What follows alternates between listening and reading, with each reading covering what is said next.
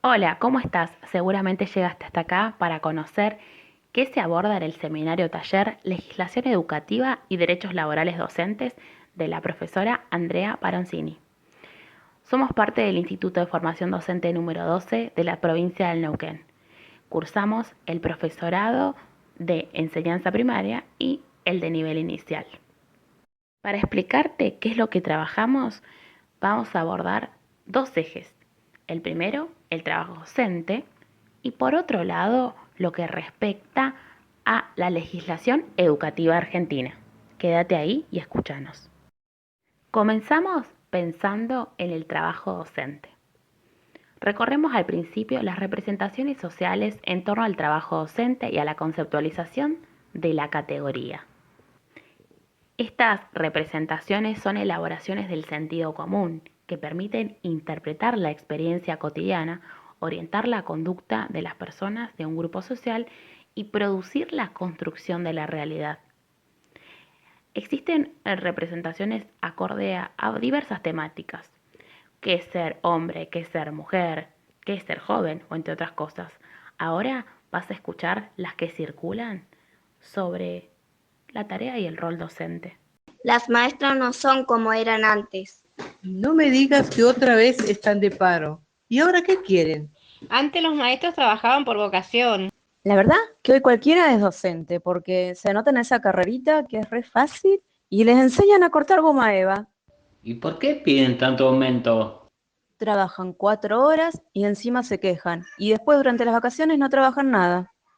Estas son algunas de las tantas representaciones que podemos llegar a escuchar, tanto en diversos grupos de la sociedad, como en círculos más pequeños, como los vínculos entre amigos, opiniones en una mesa familiar, en una cena. Podemos escucharlas en la calle y hasta muchas veces desde los medios de comunicación.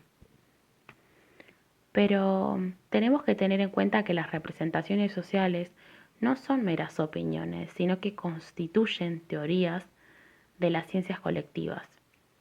Hay que tener mucho cuidado con lo que se dice, cómo se dice, porque están destinadas a interpretar y, ojo, a construir la realidad. Pero pensando en la definición del trabajo docente, ¿qué características le son propias a la categoría? ¿A qué nos referimos con trabajo docente? ¿Cómo se legisla y regula dicha tarea? ¿Qué implica identificarnos a partir de la categoría trabajador y trabajadora de la educación? El trabajo docente ha sido siempre un objeto de conocimiento muy difícil de abordar, ya que a pesar de haberse definido muy temprano en la historia de la educación su carácter de empleo asalariado, solo el último tercio del siglo XX se comenzó a asumir por parte de los educadores su identidad como trabajadores. No es lo mismo, para hablar del hacer docente, referirse al desempeño de un rol, el ya instalado en el sentido común rol docente, que conceptualizarlo en términos de puesto de trabajo docente. La noción de rol está asociada a la idea de conductas esperables a partir de la ocupación de un lugar social determinado.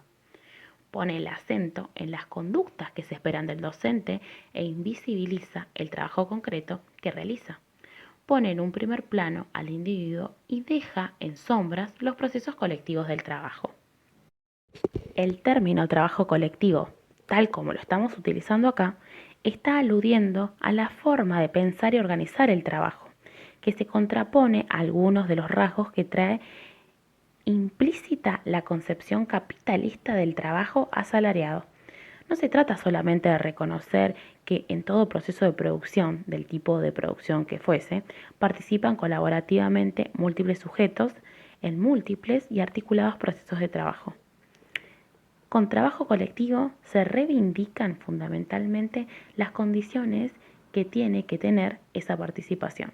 Participación de todos y todos los sujetos en la definición del qué, el por qué, el para qué, el cómo de los procesos del trabajo que lo involucran. Participación basada en valores de solidaridad, justicia, compromiso social, poder compartirlo. Cabe destacar que la escuela no fue pensada ni organizada desde la concepción del trabajo colectivo, pero eso no significa que no haya trabajo colectivo en las escuelas. Para continuar indagando sobre los contenidos que vimos en el taller, en el apartado 2, en la unidad 2, eje 2, la legislación educativa argentina, indagaremos el campo específico de las políticas educativas en relación con el conjunto de las políticas públicas que se llevan adelante en un determinado momento histórico y en especial con el enfoque que se privilegia para definir el modelo de políticas sociales. Es un análisis muy complejo y situado del conjunto de iniciativas y medidas que el Estado formula, implementa y controla para orientar la producción y reproducción del sistema educativo formal. Escuchamos a Ángeles Romero, politóloga, que nos comenta un poco sobre qué es esto de pensar la política educativa.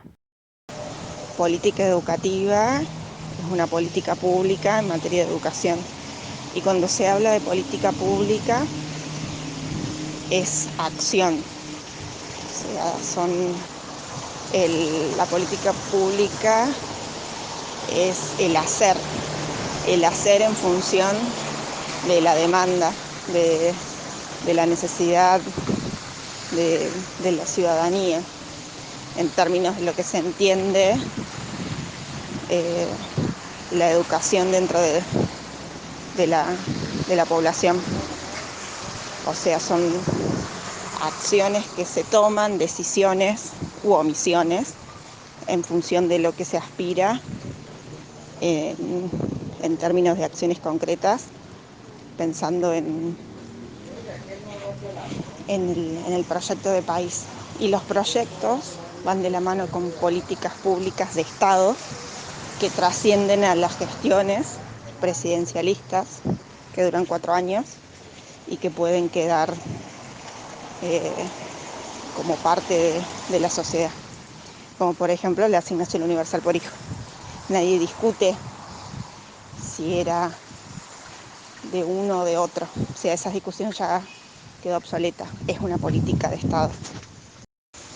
Y pensaba que las políticas públicas no siempre responden a las demandas, sino que más bien responden a las presiones, a los grupos de interés, pensando en el Estado. Muy pocas veces las políticas educativas se construyen de abajo hacia arriba, sino siempre al revés, y pasa con todas las políticas, digamos. Que esa es una gran discusión desde dónde se construyen. O sea, nadie ve los pormenores de un aula para armar proyectos educativos. Esa es una gran crítica. Pero sí, una presión puede ser, por ejemplo, que vuelvan las clases presenciales en el marco del COVID. No sé si es una necesidad de todos o es más bien una presión de un grupo específico. Justamente las agendas de gobierno se construyen a partir de estos grupos de poder. Por un lado, las necesidades de la ciudadanía, por otro lado, las presiones de los grupos de interés que pueden ser los gremios, también pueden ser los medios de comunicación, como otro grupo que presiona, que instala en la agenda qué es lo prioritario, y después está lo que decide el gobierno de turno, que es lo más importante, no sé si lo más importante o lo que merece ser atendido con más urgencia. Y ahí está este dilema de lo que se resuelve siempre tiene algún costo político, ¿no? El Estado constituye la máxima instancia de articulación social. Esto quiere decir que los cambios del mismo abarcan el conjunto de la sociedad, ya que es el eje articulador y organizador de las relaciones sociales. Considero importante que el Estado cumpla un rol determinado en torno a las necesidades de los sectores y el empobrecimiento del pueblo, garantizando su acción y práctica. Desde este espacio se nos propuso repensar el trabajo docente, la concepción del trabajo colectivo, la relación que existe entre el Estado y la educación, el Estado haciendo desde las políticas públicas ¿A qué está respondiendo el Estado? ¿Qué escucha? ¿Quién decide realmente lo que está en la agenda del Estado?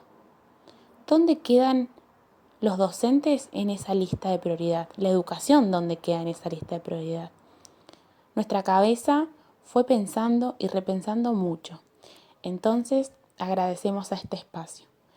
Nos encontraremos en el Meet para seguir profundizando nuestra postura.